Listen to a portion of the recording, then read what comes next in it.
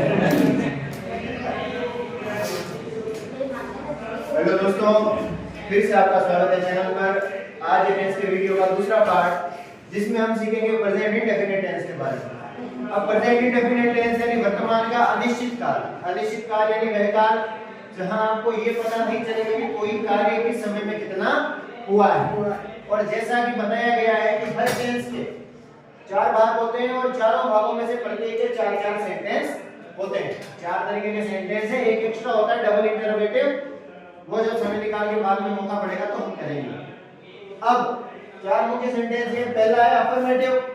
Affirmative sentence यानी सकारात्मक वाक्य जिसमें सीधे तौर पर सब्जेक्ट होगा, फिर वर्ब की फर्स्ट फॉर्म के साथ ऐसे आईएस का प्रयोग होगा।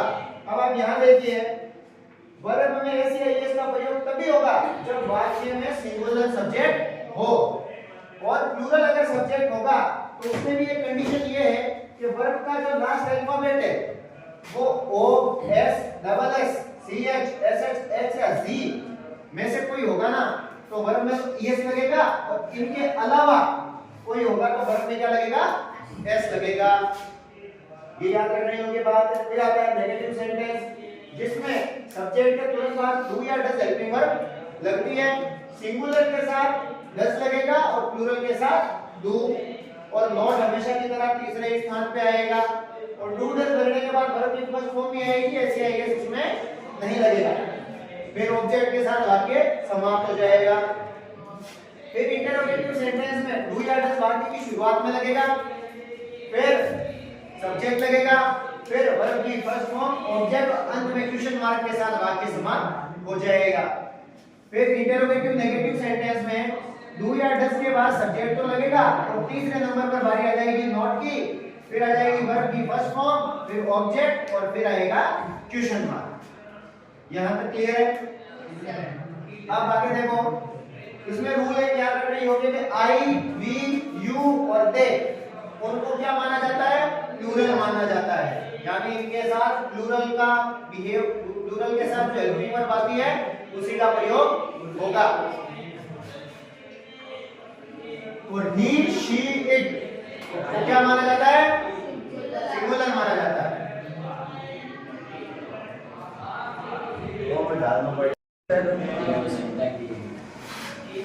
अगर हमने देखा था कि किस प्रकार किस वाक्य में कौन सा सूत्र काम आएगा, इन सूत्रों के हिसाब से सारे वाक्य बनाए जाएंगे।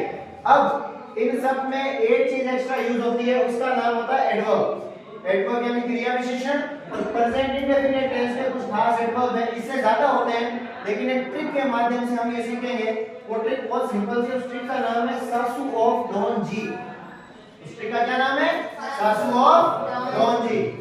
सासू ऑफ डॉन जी, इसमें एस का मतलब है समटाइम्स, ए का मतलब ऑलवेज, वापिस एस का मतलब सेल्डम, यू का यूजुअली, ओ का ऑफ्टन, एफ का फ्रीक्वेंटली, आप फॉरएवर भी कर सकते हो, बी का डेली, ओ का ओकेजनली, या फिर on Sundays, on Mondays, on Tuesdays आप कर सकते हो। एन का नेवर, जी का जनरली, ई का each day, week, month, year कुछ भी जुड़ सकता है, और ई का every day, week, month, year कुछ भी जुड़ सकता है।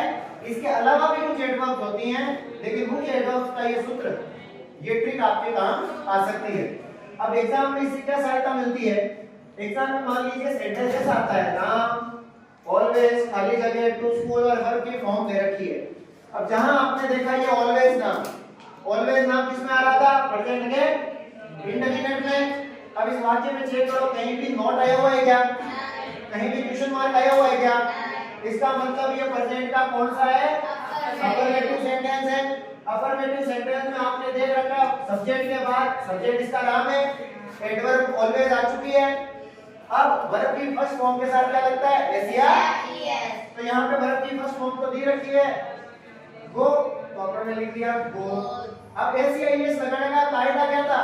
सब्जेक्ट सिंगुलर होना चाहिए। क्या राम सिंगुलर है? एक ही प्रॉपर नाउन है तो सिंगुलर है। अब क्या वर्ब का अंतिम अक्षर ओ है क्या?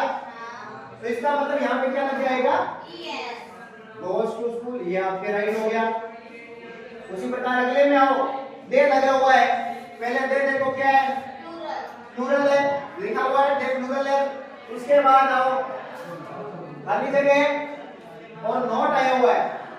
जैसे ही नॉट आया इसका मतलब सेंटेंस कौन सा है? नेगेटिव है। इंट्रोगेटिव नेगेटिव क्यों नहीं है? क्योंकि इसमें क्वेश्चन मार्क नहीं है और हेल्पिंग वर्ब आगे भी नहीं लग रही, नेगेटिव है।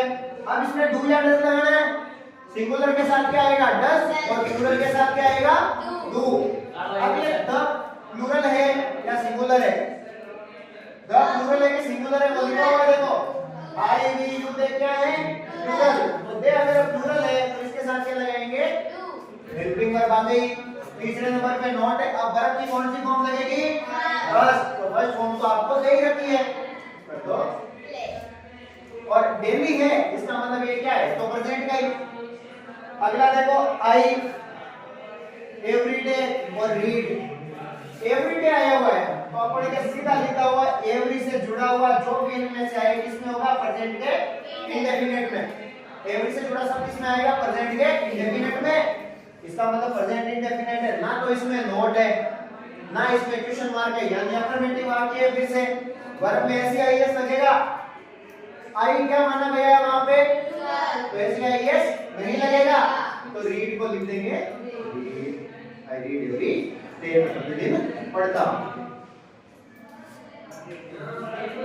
वापस देखो, ही सिंगुलर, जनरली आगे इसकी एडवर्ब इंडेफिनिट की खाली जगह आ गई ऑन टाइम। अब देखो दो बार लग गई, ये नहीं मानो तो ऑफ्टन का ऑफ्टन भी है, ऑन भी कर सकते हो, ओकेजनली का ऑन भी कर सकते हो, on time.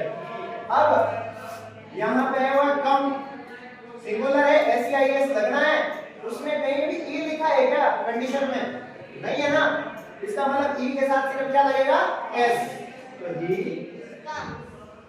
He generally comes on time, वे कभी कभार समय पर आता है या फिर सामान्यतया समय पर आता है। आप देखो अगला क्या है? खाली जगह पहले आ गई, इसका मतलब एडवर्ब क्या? ये जो हेल्पिंग वर्ब है कहां लगेगी?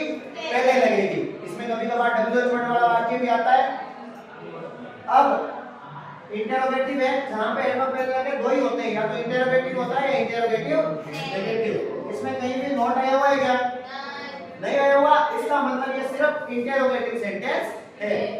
इंटरोगेटिव सेंटेंस में डू या डज पहले लगेगा। काम क्या है? सिंगुलर है कि प्लूरल है? तो क्या लगाएंगे? डज। इससे एक चीज अपन भूल गए।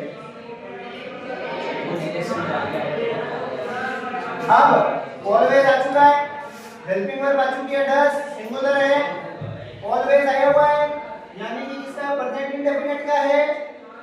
वो को क्या लिखेंगे अपन? अब वो ही लिखेंगे क्योंकि इंटरोगेटिव में वापस वर्ब की फर्स्ट फॉर्म आती है।